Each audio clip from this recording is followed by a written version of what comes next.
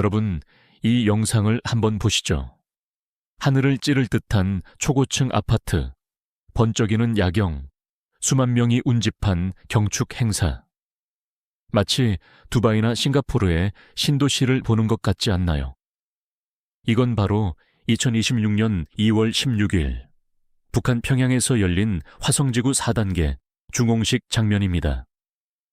김정은은 딸 김주애와 함께 직접 테이프를 끊으며 이렇게 말했습니다.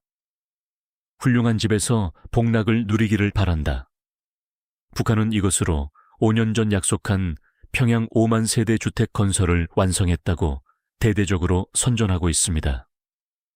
아니, 초과 완수했다고 자랑하고 있죠. 그런데요, 화면을 끄고 카메라가 비추지 않는 곳으로 가면 이야기가 완전히 달라집니다. 정의는 하루 3시간, 수돗물은 아침 2시간, 엘리베이터를 타려면 1시간을 기다려야 하고 병이 물이 역류해서 주민들 사이에서는 이런 별명까지 붙었습니다. 항문 없는 아파트.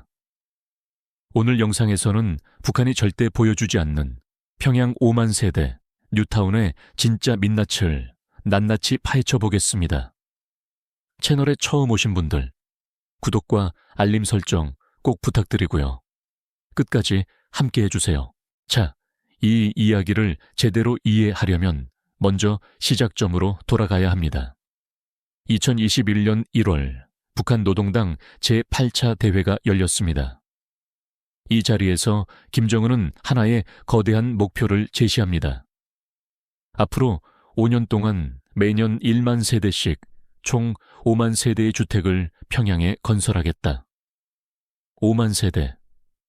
이게 얼마나 큰 규모인지 감이 잘 안 오시죠? 한국으로 치면 대규모 신도시 하나를 통째로 짓겠다는 겁니다. 참고로 한국의 위례 신도시가 약 4만 5천 세대예요. 그러니까 그것보다 더 큰 규모를 5년 만에 만들겠다고 한 겁니다. 자, 그럼 왜 김정은은 이 프로젝트를 밀어붙였을까요? 첫 번째, 평양의 만성적인 주택난입니다. 2021년 한 연구에 따르면 북한은 전체 가구의 70에서 80% 정도만 주택을 보유하고 있는 것으로 추정됩니다. 나머지 20에서 30%는 과밀 거주, 그러니까 한 집에 여러 세대가 함께 사는 형태로 살고 있다는 거죠. 두 번째, 정치적 성과 과시입니다. 김정은 시대에 가장 눈에 띄는 변화가 뭔지 아세요? 바로 평양의 스카이라인이 높아진 겁니다. 여명거리, 미래과학자거리, 송화거리. 이런 초고층 건물들이 김정은의 치적으로 포장되어 왔습니다. 세 번째, 다가오는 9차 당대회를 위한 포석입니다. 2026년 2월 하순에 열리는 9차 당대회에서 나는 약속을 지켰다고 말하기 위한 실적이 필요했던 겁니다. 그리고 2026년 2월 16일 화성지구 4단계 1만 세대 중공식이 열리면서 총 5만 세대 건설이 마무리된 겁니다.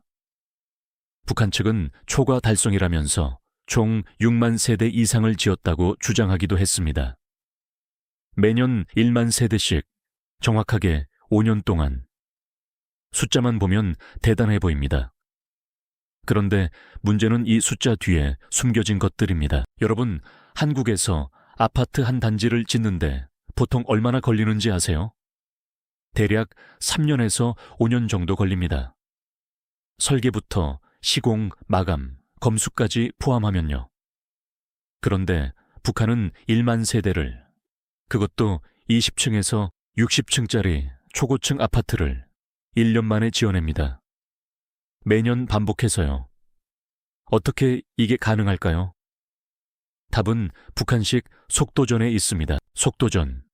최단 기간 내에 최대의 성과를 뽑아내는 북한 특유의 건설 방식입니다. 70일 전투, 150일 전투, 200일 전투.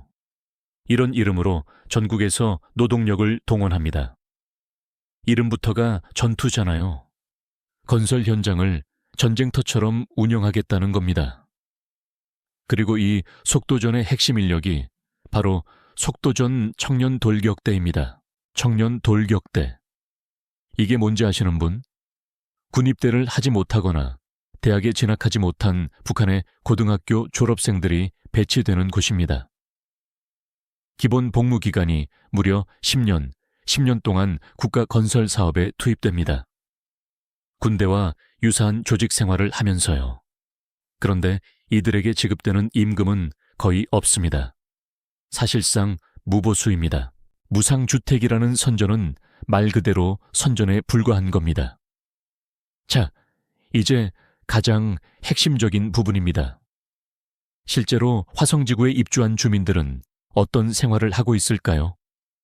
2024년 11월 자유아시아 방송이 평양 내부 소식통으로부터 전해들은 내용을 보겠습니다. 한 소식통은 화성지구 30층 아파트 19층에 배정받았다고 합니다. 그가 전한 일상은 이렇습니다. 먼저 수돗물, 상하수도는 설치되어 있습니다. 그런데 수돗물이 나오는 시간은 아침 6시부터 8시까지 단 2시간입니다. 그래서 온 가족이 아침마다 하는 첫 번째 일과가 뭐냐면 물통에 수돗물을 받아놓는 겁니다. 하루 종일 쓸 물을 아침 2시간 안에 확보해야 하니까. 다음, 전기. 평일에는 저녁 6시부터 9시까지 단 3시간만 전기가 공급됩니다. 국가 명절에는 좀 더 공급되지만 평일은 3시간이 전부입니다. 참고로 평양 중구역, 그러니까 중앙당 간부들이 거주하는 지역의 아파트는 하루 12시간 이상 전기가 공급됩니다. 같은 평양인데도 간부 거주 지역과 일반 주민 지역의 전기 공급 시간이 4배 이상 차이가 나는 겁니다. 그런데 화성지구 아파트는 20층에서 60층짜리 초고층이잖아요. 전기가 3시간만 들어오면 어떤 일이 벌어질까요? 네, 엘리베이터가 문제입니다. 저녁 6시에 전기가 들어오면 공장에서 퇴근하거나 장을 보고 돌아온 주민들이 엘리베이터 앞에 길게 줄을 섭니다. 소식통의 표현을 빌리면 엘리베이터 줄서기가 식량 배급소 같다고 합니다. 이 간극이 평양 뉴타운의 진짜 모습입니다. 사실 전력난과 수도 문제는 불편함의 영역이라고 할 수도 있습니다. 그런데 여기서 한 단계 더 들어가면 목숨이 걸린 문제가 나옵니다. 바로 건물 붕괴 위험입니다. 먼저 한 가지 역사를 돌아봐야 합니다. 2014년 5월 13일 평양시 평천구역 안산 1동 신축 중이던 23층 아파트가 통째로 무너졌습니다. 추정 사망자 약 300명에서 최대 500명. 북한이 스스로 붕괴 사실을 발표하고 인민보안상과 평양시당 책임비서가 유가족에게 공개 사과까지 한 초유의 사건이었습니다. 원인은 단 하나, 부실 공사입니다. 그런데 이 역사가 반복될 조짐이 보이고 있습니다. 2025년 4월 충격적인 보도가 나왔습니다. 김정은이 궁궐 같은 살림집이라고 자화자찬했던 미래과학자 거리 53층 아파트 은하에서 심각한 균열과 부식이 발견된 겁니다. 이 아파트는 2015년에 군부대가 동원되어 9개월 만에 완공한 건물입니다. 자, 마지막으로 가장 최근의 이야기를 해보겠습니다. 2026년 2월 15일 화성지구 안에 새별거리라는 이름의 특별한 주택 단지가 준공됐습니다. 이 단지는 러시아 우크라이나 전쟁에 파병되었다가 전사한 북한 군인들의 유가족을 위한 것입니다. 김정은은 딸 김주애와 함께 직접 준공식에 참석했고 유가족들에게 주택 이용 허가증을 직접 전달했습니다. 하지만 이면을 보면 다른 그림이 보입니다. 첫째, 추가 파병을 위한 유인책입니다. 전장에서 목숨을 바치면 가족이 평양 아파트에 들어갈 수 있다는 전례를 만든 겁니다. 현재 러시아에 파병된 북한군은 약 1만 5천 명, 사상자는 4,700명 이상으로 추정됩니다. 추가 파병 가능성이 계속 거론되는 상황에서 이 메시지의 의미는 명확합니다. 둘째, 국내 여론 관리입니다. 파병 사실이 북한 내부에도 알려지면서 불안이 확산되고 있다는 보도가 있습니다. 이러려고 파병했나라는 원성까지 나오는 상황에서 국가적 영웅 다요를 연출해 불만을 잠재우려는 것이죠. 그런데 아이러니한 건 뭐냐면 이 유가족들이 받는 아파트 역시 하루 3시간 전기, 아침 2시간 수돗물의 현실에서 벗어나기 어렵다는 겁니다. 물론 특별 대우를 받을 수는 있겠지만 전력 인프라 자체가 부족한 상황에서 한 단지만 예외를 만들기는 쉽지 않죠. 전장에서 목숨을 잃은 군인의 유가족에게 껍데기만 화려한 아파트를 안겨준 셈.